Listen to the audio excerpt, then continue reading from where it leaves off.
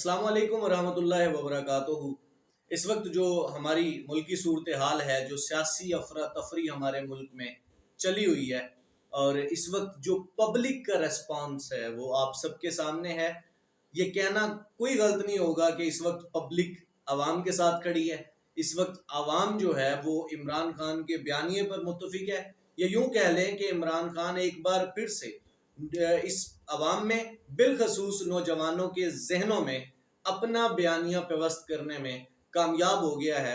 मेरा ख्याल है कि अगर 1.5 साल का जो गुज़िश्ता जो बाकी अरसा रहता था ये पीटीआई की गवर्नमेंट के पास, अगर वो ये अरसा गुजार लेता तो मैं ये समझता हूँ कि शायद 15-20 सीटें इमरान खान अगले कमिंग इलेक्शन में हासिल कर सकता था। इससे ज़्यादा सीटें उसके हाथ ना लगती। लेकिन इस वक्त जो इमरान खान की सूरत हाल हुई है, इमरान खान आप कह सकते हैं कि सियासी शहीद के तौर पर अब आवाम के सामने है। और जो गवर्नमेंट इस वक्त बनी है, अदम एतमाद वाली जो गवर्नमेंट है, यानी कि ये गवर्नमेंट बिल्कुल ऐसे है जैसे एक ज्वाइंट फैमिली सिस्टम होता है। ये बिल्कुल ऐसे है, कोई सास है, कोई नंद है, कोई बहू है, कोई ससुर है, कोई जेठ है, कोई देवर है, कोई फूफा सास है, कोई फूफी सास है। ये ज्वाइंट फैमिली सिस्टम वाला कोई हशर नशर हो गया है गवर्नमेंट का। इसी तरह वजारतों पे झगड़े होंगे, जिस तरह अभी सुनने में आ रहा है मौलाना साहब तो वैसे साइड पे हो गए हैं। मौलाना साहब के जो साहबजादे हैं उनको शायद कोई एक वजारत जो है वो दे दी जाएगी। बड़ी बड़ी जितनी वजारतें हैं वो नून लीग और जो पीपल्स पार्टी है, इन दोनों के माबैन तकसीम होगी, और दोनों की कोशिश होगी कि हम ज़्यादा बड़ी वजारत हासिल कर लें। तो देखते हैं जी क्या बनता है। अब जो असल बात है ना, वो बात ये है कि शहबाज शरीफ साहब ने पीएम बनते ही, प्राइम मिनिस्टर ऑफ पाकिस्तान बनते ही, जो चीनी है वो 7-8-9 रुपए तक जो है जी वो महंगी हो चुकी है। चीनी चोर जो टोला था वो ऑलरेडी मियाँ साहिबान के पास ही होता था। एक आध बंदा जहांगीर तरीन जैसा जो है वो पीटीआई में था, अब इस टाइम वो भी इन्हीं की तरफ है। तो सारा चीनी चोर जो टोला है वो एक तरफ हो गया है। अब कोई रोकने वाला नहीं है, जब चाहे महंगी कर दें, जब चाहे सस्ती कर दें, अब इनका इख्तियार है। तो इन्होंने आज आते ही 7 से 8 रुपए जो चीनी है वो बढ़ा दी है, वो महंगी कर दी है। तो देखते हैं कि महंगाई जो है उसे किस तरफ लेके जाएंगे। एक और चीज़ जो प्राइम मिनिस्टर का हल्फ उठाते ही इन्होंने की, वो 10% जो है वो सरकारी मुलाजमीन की तनख्वाहों में इजाफा कर दिया। अब उस पर एक बात सोचने वाली है कि इमरान खान ने दिवालिया निकाल दिया, इमरान खान ने कौमी खजाना खाली कर दिया। जब कौमी खजाना खाली है तो फिर ऐसे टाइम पे आके एक प्राइम मिनिस्टर जो है किसी मुल्क का, वो इतना बड़ा ऐलान, इतनी बड़ी रिलीफ कैसे दे सकता है। इतनी बड़ी रिलीफ दो सूरतों में दी जा सकती है, या तो खजाना पड़ा हुआ हो, या फिर क्या हो कि आप मजीद मुल्क का दिवालिया निकालना चाहते हो। अगर खजाना नहीं है और आप मुल्क का दिवालिया भी नहीं निकालना चाहते, बल्कि मुल्क को तरक्की की राह पे गामजन करवाना चाहते हैं, तो फिर तो ये रवैया होता है कि बाकायदा तनख्वाहें काटी जाती हैं, बाकायदा कुछ और ज़्यादा जो है ना बर्डन या प्रेशर डाला जाता है, ताकि आप किसी तरीके से अपनी जो इकॉनमी है उसको स्टेबल कर सकें।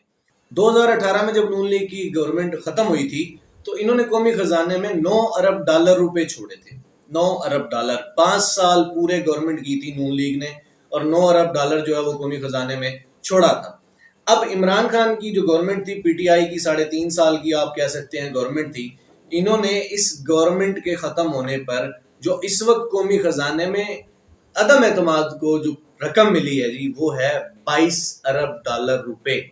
उन्होंने 5 साल में छोड़े थे 9 अरब डॉलर रुपए, इन्होंने 3.5 साल में छोड़े हैं 22 अरब डॉलर रुपए। कितना मुल्क का दिवालिया निकला है, इससे बखूबी अंदाजा लगाया जा सकता है। इसका मतलब ये है कि अगर मजीद 1.5 साल का अरसा मिलता तो मेरा ख्याल है ये रिजर्व जो है वो शायद कोई 28-29 अरब डॉलर जो है वहां तक चले जाने थे। खैर देखते हैं, अभी आगे सारा कुछ आपके सामने होने ही वाला है। लेकिन मैं एक चीज जो कहना चाहता हूँ, तो ये कहना चाहता हूँ यार, एक दूसरे पे गद्दारी की तो मत ना लगाएं। इस वक्त लोग जो हैं वो कह रहे हैं जी ये गद्दार हैं, वो गद्दार है। मैं पब्लिक की बात कर रहा हूँ, अवाम की बात कर रहा हूँ। अपनी अवाम पे गद्दारी की तोहमत ना लगाएं, एक दूसरे को गद्दार ना कहें। ये दिलों और नीयतों पे वार करने वाली बात है। मैं एक बात कहता हूँ कि इस मुल्क की अवाम जो है ना वो कभी गद्दार नहीं हो सकती।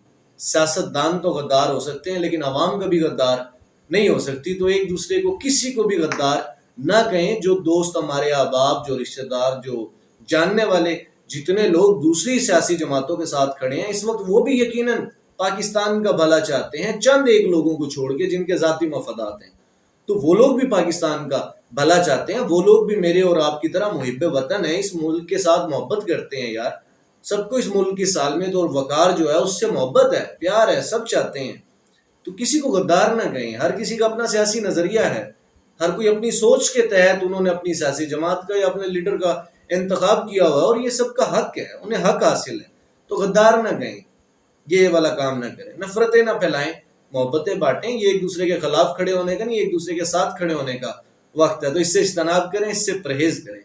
دوسری ایک اور بات جو کہنا چاہتا ہوں، تاریخ میں کسی لیڈر نے کہا تھا کہ اگر آپ کسی ملک کو تباہ کرنا چاہتے ہیں، بنا جنگ کے تباہ کرنا چاہتے ہیں، تو اس ملک کی عوام اور فوج کے درمیان نفرت پیدا کر دیں، وہ ملک خود بخود تباہ ہو جائے گا، وہ قوم اپنی موت آپ مر جائے گی۔ تو یہ جو اس وقت کچھ چند عناصر کی سازش کا حصہ بن کے کچھ لوگ جو ہیں پبلک میں سے جو ٹرینڈ چلا رہے ہیں، جو پاک فوج کے خلاف یا آپ کہہ لیں پاک فوج کی تضحیق کی جا رہی ہے، اس سے پرہیز کریں یار، پاک فوج پہ تو نہ کریں۔ آپ کے یہ وہ ادارہ ہے جس کی وجہ سے میں اور آپ کھلی فضا میں سانس لیتے ہیں، یہ وہ ادارہ ہے جس کی وجہ سے ہم رات کو سکون کی نیند سوتے ہیں، یہ وہ ادارہ ہے جو آئے دن قربانیاں دیتا ہے۔ اب آپ شہداء کا جو خون ہے اس کے ساتھ یہ ناانصافی نہ کریں، اداروں کے ساتھ آپ اپنا شکوہ کر سکتے ہیں، آپ اپنے دکھ کا اظہار کر سکتے ہیں، افسوس کر سکتے ہیں، تضحیق کی اجازت کسی کو نہیں ملنی چاہیے۔ یہ ادارہ ہے تو یہ ملک ہے، یہ ادارہ ہے تو یہ ریاست ہے، یہ ادارہ ہے تو میں اور آپ ہیں، یہ نہیں ہے تو کچھ بھی نہیں ہے۔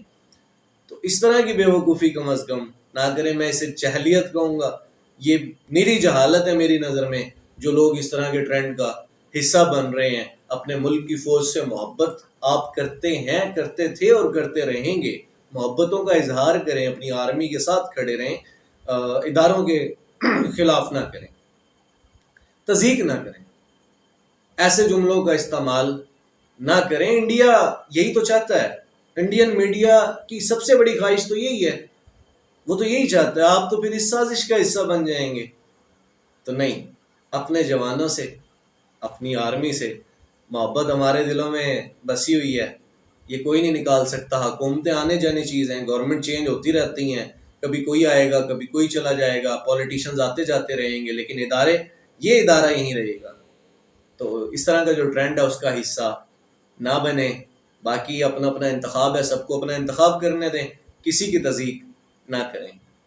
دعا کرتے ہیں کہ جو پاکستان کے حق میں بہتر ہے، اللہ تعالیٰ اسے ترقی، عزت اور شہرت عطا فرمائے، اللہ اس کی حفاظت فرمائے، اللہ اس کی نسلوں کی حفاظت فرمائے، اور جو اس ملک کے ساتھ وفادار نہیں ہے، اللہ اس کا بیڑا غرق کر دے، اللہ اس کو تباہ و برباد کر دے، اور اس کی آنے والی نسلوں کو ہدایت دے۔ تو پاکستان زندہ باد، پاکستان پائندہ باد۔ اسی کے ساتھ اپنے میزبان وسیم قریشی کو اجازت دیجیے۔ ہاں، ایک بات اور کہنا چاہتا ہوں، یہ جو ہمارے یوٹیوب چینل ہے سوشل پراسپیکٹ، آج اس پر یہ آخری ویڈیو ہے جو پالیٹکس پر ہے۔ آج ہم نے ایک فیصلہ کیا ہے کہ ہم اس چینل کو مکس کھچڑی نہیں بناتے، اس میں پالیٹکس مزید نہیں ڈالیں گے۔ تو یہ پالیٹکس پہ ایک آخری ویڈیو ہے، نیکسٹ ٹائم آپ کو ایڈوانس بتا رہا ہوں کہ ہم پالیٹکس پر اپنا ایک الگ سے چینل بنانے جا رہے ہیں، جو انشاءاللہ 1-2 دن میں بنا دیا جائے گا۔ تو اسے ٹوٹلی پالیٹکس اور کرنٹ افیئر یا جو سوشل ایشوز ہیں ان پہ لے کے چلیں گے، اور یہ جو ہمارا چینل ہے سوشل پراسپیکٹ، یہ جس پرپز کے لیے بنایا تھا اسی پہ چلائیں گے، اور الحمدللہ چلایا ہے۔ اگر ایک آدھ ویڈیو پالیٹکس کی ڈالی بھی ہے تو پازیٹیوٹی پہ ڈالی ہے، اویئرنیس پہ ڈالی ہے، شعور پہ ڈالی ہے۔ تو جلد دوسرا چینل بنانے کے بعد آپ کو لنک دے دیا جائے گا، اور امید ہے کہ آپ اس چینل میں بھی اسی طرح تعاون کریں گے جس طرح آپ نے اپنا تعاون ہمارے ساتھ اس چینل میں کیا تھا۔ اللہ حافظ۔